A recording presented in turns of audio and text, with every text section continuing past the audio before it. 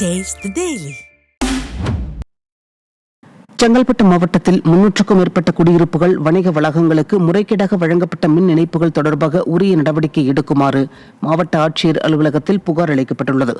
காஞ்சிபுரம் மாவட்டம் ஒரகடம் பரணச்சேரியை சேர்ந்த தகவல் அறியும் உரிமை சட்ட ஆர்வலர் அமரன் தகவல் அறியும் உரிமை சட்டத்தின் கீழ் பெறப்பட்ட தகவலின்படி செங்கல்பட்டு மின் பகிர்மான வட்ட எல்லைக்குட்பட்ட காட்டாங்குளத்தூர், நெம்மேலி, படப்பை ஆகிய பகுதிகளில் கடந்த 3 ஆண்டுகளில் முறைகேடாக மின் இணைப்புகள் வழங்கப்பட்டது தெரிய வந்த நிலையில் நடவடிக்கை எடுக்க கோரி மாவட்ட ஆட்சியரிடத்தில் புகார் அளித்துள்ளார்.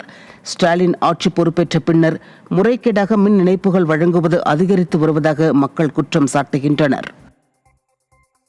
கிருஷ்ணகிரி மாவட்டம் ஓசூர் அருகே கால்வாய் திட்டத்திற்கு விளை நிலங்களை கையகப்படுத்த எதிர்ப்பு தெரிவித்து அப்பகுதி விவசாயிகள் சார் ஆட்சியரிடம் மனு அளித்தனர். கெலவரப்பள்ளி அணையிலிருந்து தென்பெண்ணை ஆற்றில் அமைந்துள்ள ஆலியாலம் அணைக்கட்டின் வலதுபுற கால்வாய் திட்டத்தை செயல்படுத்த அரசு விளை நிலங்களை கையகப்படுத்துவதற்கு அப்பகுதி விவசாயிகள் எதிர்ப்பு தெரிவித்துள்ளனர்.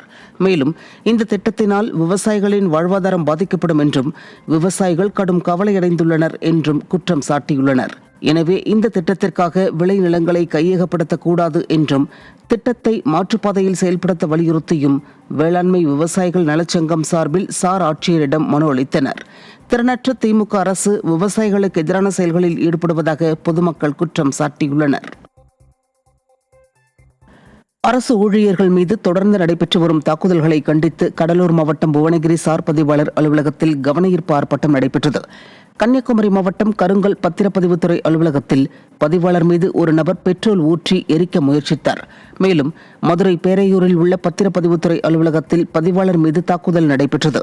இதையடுத்து பதிவுத்துறை அலுவலக பணியாளர்களுக்கு பணியில் பாதுகாப்பு வேண்டி புவனகிரி சார் பதிவாளர் அலுவலக ஊழியர்கள் பணியை புறக்கணித்து ஆர்ப்பாட்டத்தில் ஈடுபட்டனர்.